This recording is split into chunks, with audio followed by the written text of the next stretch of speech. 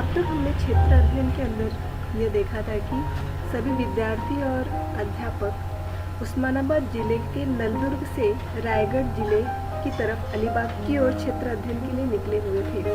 रास्ते में हमने, जैसा कि पिछली बार के वीडियो मैंने आपको बताया था कि रास्ते में हमने सोलापुर की यात्रा की। सोलापुर के स्थान पर वहाँ के जो रास्ते हैं, वहाँ की पर्वत श्रेणियाँ, वहाँ के घर, अधिवास, सभी चीज़ों को ध्यानपूर्वक निरीक्षण किया था। साथ ही साथ आगे हम मैदानी भागों का भी निरीक्षण किए थे। यहाँ की वनस्पतियाँ, वहाँ के जलाशय, बांध और खड़कवासला बांध, सिंधुदुर्ग, सिंहगढ़, भूस्खलन के अवशेष, इन सभी चीज़ों का हमने बारीकी से अध्ययन किया था। जैसा कि आप मानचित्र में देख रहे हैं कि हमने शुरुआत नलदुर्ग से की थी और नलदुर्ग से शुरुआत करते करते हम आगे की ओर बढ़े हुए थे। अब हम आ जाते हैं कि अगला जो पड़ाव है हमारी यात्रा का, अगला पड़ाव जो है वो है पुणे। जैसा कि मानचित्र में आपको दिखाई दे रहा है कि पुणे का जो शनिवार वाड़ा के बारे में, शनिवार वाड़ा यह पुणे का एक भव्य किला है जिसको पेशवा बाजीराव प्रथम ने सन 1732 ईस्वी में बनाया था। यह किला बहुत ही खूबसूरत, बहुत ही सुंदर है।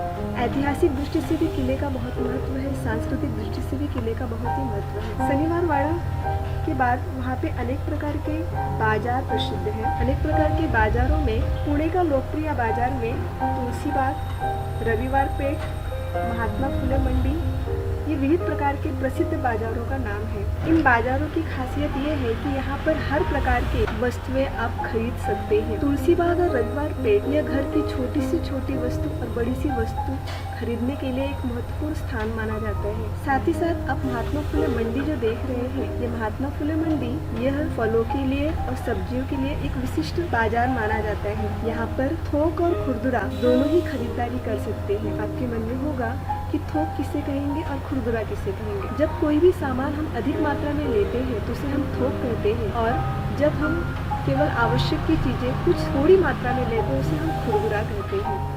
तो इस प्रकार से पुणे में शनिवार वाड़ा हमने देखा, साथ ही साथ वहाँ के बाजारों का भी अध्ययन किया। बच्चों, एक बात ध्यान में रखना कि हम जो जो निरीक्षण कर रहे हैं उन सभी को अपनी कॉपी में लिखना न भूलें, क्योंकि हमारा उद्देश्य ही है हर क्षेत्र का अध्ययन करना और उसकी जानकारी को प्राप्त करना। तो हमारी यात्रा आगे की तरफ चल रही है और आगे की तरफ हम जलपान करके सुबह अलीबाग की ओर चल पड़े हैं। दूसरा दिन है हमारा अलीबाग की ओर। इस अलीबाग की ओर अर्थात हम रायगढ़ जिले में प्रवेश कर चुके हैं और ये मुंबई से सटा हुआ जगह है। इस मानचित्र को देखकर, इस आकृति को देखकर आपको ये ज्ञात हो रहा है कि ये हाईवे है। हाईवे अर्थात ऐसे मार्ग जहाँ पे बहुत बड़े रोड होते हैं और जिसे हम द्रुत गति मार्ग भी कहते हैं। जिस प्रकार से इस मुंबई पुणे महामार्ग में आप देख रहे हैं, आगे हम इस महामार्ग से जाएंगे और कुछ भू आकृतियों में आपको परिवर्तन भी दिखाई दे रहा है। इस भू आकृतियों का परिवर्तन का भी हम निरीक्षण करेंगे। तो आगे हम जो जहाँ पे जा रहे हैं ये हमारा पश्चिमी घाट का सह्याद्री पर्वत हम कहते हैं जिसे। यहाँ पर हम राजमाची में उतरेंगे, राजमाची में रुकेंगे और यहाँ की भू आकृतियों का निरीक्षण करेंगे। पश्चिमी जो घाट है ये ढलान वाला घाट माना जाता है, इसे सह्याद्री पर्वत भी कहते हैं। इस ढलान की सबसे मुख्य विशेषता ये होती है कि पूर्व की ओर इसकी ढलान मंद होती है और पश्चिम की ओर इसकी ढलान तीव्र होती है। पश्चिमी घाट की एक और विशेषता होती है कि यहाँ पर अनेक प्रकार के झरने प्रवाहित होते हैं, झरने निकलते हैं। और आपको एक चीज़ बता देती हूँ कि जो उल्हास नदी है यह भी पश्चिमी घाट से निकली हुई एक नदी है, उल्हास नदी। तो आप इन सभी का मानचित्र खींच लीजिए। अब हम खपोली की तरफ चल रहे हैं और खपोली की तरफ पहुँचने के बाद हम घाट देखेंगे जिसे हम बोर घाट कहते हैं। बोर घाट अर्थात खंडाला भी कहते हैं। इस खंडाला में हम यहाँ के वृक्षों को, वहाँ पे वृक्ष जो है, वहाँ के घरों को और वहाँ की मिट्टी, इन तीनों ही दिखने वाली चीज़ों का निरीक्षण करेंगे।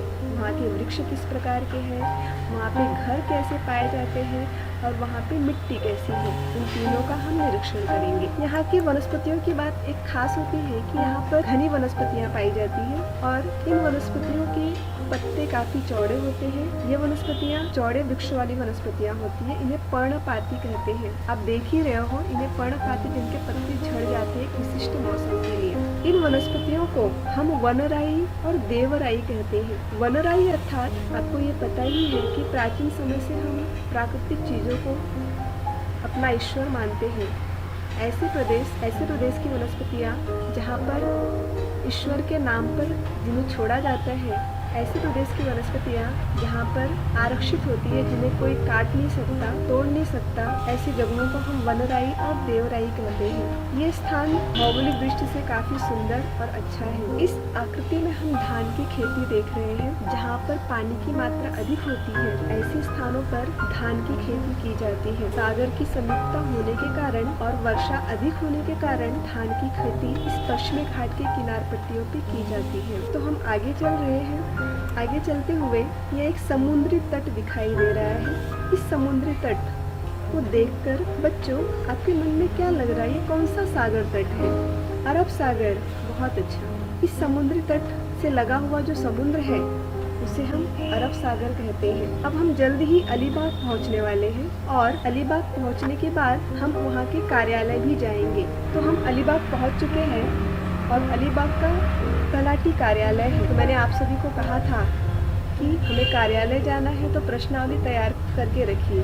तो आप सभी ने प्रश्नावली तैयार की है। इन प्रश्नावलियों में वहाँ की फसलों के बारे में, मिट्टी के कौन कौन से प्रकार हैं, वहाँ पे फलों और अन्य नकदी फसलों के बारे में हम प्रश्न पूछेंगे। वहाँ पे कौन कौन से राजस्व वसूल किया जाता है, सिंचाई के कौन कौन से साधन होते हैं, प्रवाह तंत्र कौन से हैं, इन सभी पर आधारित आपको प्रश्नों को बनाना है और प्रश्नों को पूछना है। और हम सागरीय तट पर जाएंगे तो बच्चों वहाँ पे अनेक प्रकार की सावधानियां आपको बरतनी पड़ेगी। जैसा कि मैंने आपको सूचना दिया था, इन सावधानियों को आपको बरतना है। और हम वहाँ पे कुलाबा का किला, अलीबाग का किला, ये सब देखने वाले हैं। समुद्र से संबंधित दो बातें आती हैं, जहाँ आपने ज्वार और भाटा। ज्वार और भाटा किसे कहते हैं? जब समुद्र का पानी बाहर की ओर आता है उसे ज्वार कहते हैं। और कुछ विशिष्ट समय में, शाम के समय समुद्र का पानी बाहर की तरफ आता है जिसे ज्वार कहते हैं। और जैसे ही सूर्योदय होता है समुद्र का पानी पीछे की तरफ लौट जाता है, उसे भाटा कहते हैं। तो समुद्र में ज्वार और भाटा आते हैं, जिसको हमने नौवीं में सुना है। और समुद्र में अनेक प्रकार की भू आकृतियाँ प्राकृतिक रूप से बनी हुई होती है। तो क्या आप मुझे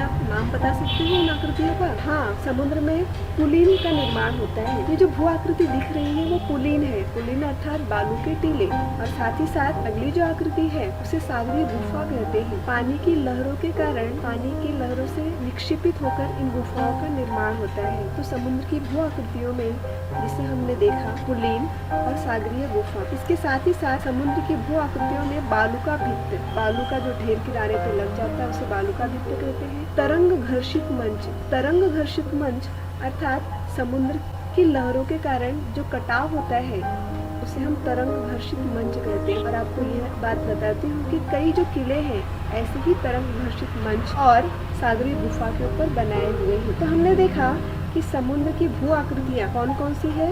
पुलीन है, सागरीय गुफा, तरंग घर्षित मंच और बालू का भित्त। तो हमने इसके पहले कौन सा किला देखा था? सिंहगढ़ का किला। अब हम देख रहे हैं यहाँ पे पश्चिमी सागरी तट का किला। पश्चिमी सागरी तट का किला जो है यह तरंग घर्षित मंच पे बनाया गया है। इसे जलदुर्ग कहते हैं। जलदुर्ग क्यों कहते हैं? इसलिए कहते हैं क्योंकि पानी से घिरे होने के कारण ऐसे किले को जलदुर्ग कहते हैं। प्राचीन काल में सागरी तटों की रक्षा करने के लिए किलों का निर्माण कराया गया था। और इस तरह महाराष्ट्र के पश्चिमी तट पर अनेक प्रकार के दुर्ग आपको देखने को मिलते हैं, जिसमें मुरुम, जंजीरा, सिंधुदुर्ग, ये सब आपने नाम सुने होंगे। और आपने देखा कि पहले के जो किले हमने देखे थे सिंधुदुर्ग, वो पहाड़ों के ऊपर स्थित था। और यह जो दुर्ग है, ये जो किला है, ये समुद्र के बीचों बीच स्थित है। आप इन सभी का जानकारी एकत्रित कीजिए। अच्छा, तो हम एकत्रित किए गई जानकारी के आधार पर बताइए कि पश्चिमी तट पर कौन कौन से व्यवसाय किए जाते हैं? मछली पकड़ना और कृषि।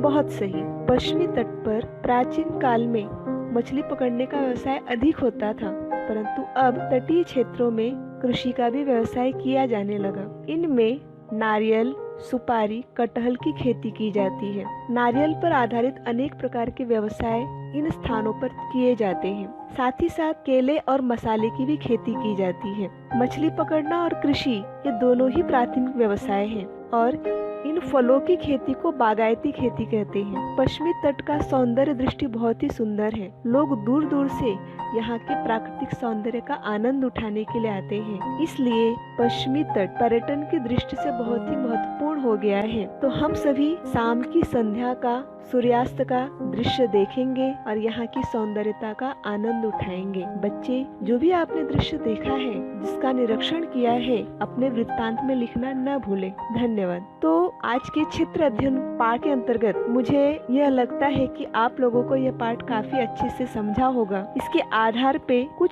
प्रश्न यहाँ पे दिए गए हैं और आपको उसका उत्तर देना है। पहला प्रश्न, क्षेत्र अध्ययन हेतु आप क्या सामग्री साथ लेंगे? क्षेत्र अध्ययन के लिए इसके पहले भी मैंने आकृति के आधार पे, चित्र के आधार पे बताया था कि कौन कौन सी सामग्रियों को साथ में लेना है। तो आप उन सामग्रियों को लिखना है और उसका विस्तार पूर्वक वर्णन करना है। दूसरा प्रश्न, क्षेत्र अध्ययन के दौरान कचरे का व्यवस्थापन कैसे करेंगे? जब हम किसी जगह का क्षेत्र अध्ययन करने जाते हैं तो पर्यटक कचरा करते हैं और उसका व्यवस्थापन और नियोजन ये बहुत ही आवश्यक है। तो आपको यह लिखना है कि क्षेत्र अध्ययन के दौरान कचरे का व्यवस्थापन किस प्रकार किया जाता है। 5 से 6 मुद्दे अपेक्षित हैं। तीसरा प्रश्न, कारखाने के क्षेत्र अध्ययन हेतु जाने के लिए प्रश्नावली तैयार कीजिए। कि पहले के में आप कुलाबा के पास, अलीबाग के पास कार्यालय में गए हुए थे, तो उस कार्यालय में जाने के बाद आपने प्रश्नावली तैयार की थी। जैसा कि मैंने आपको बताया था कि वहाँ पे कितने लोग हैं, क्या क्या काम करते हैं, कौन सा व्यवसाय करते हैं। वैसे ही आप यहाँ पर कारखानों का जब क्षेत्र अध्ययन करने के लिए जाएंगे तो उसका भी प्रश्नावली तैयार करना है और कम से कम 5 से 6 प्रश्न अपेक्षित हैं। और अंत का क्वेश्चन है क्षेत्र अध्ययन की आवश्यकता स्पष्ट कीजिए। आपने नलदुर्ग से शुरुआत की थी क्षेत्र अध्ययन की और अलीबाग तक आपने क्षेत्र अध्ययन किया। सभी रोचक दृश्यों को आपने देखा। इससे आपको यह पता चल गया होगा कि क्षेत्र अध्ययन की आवश्यकता क्या है।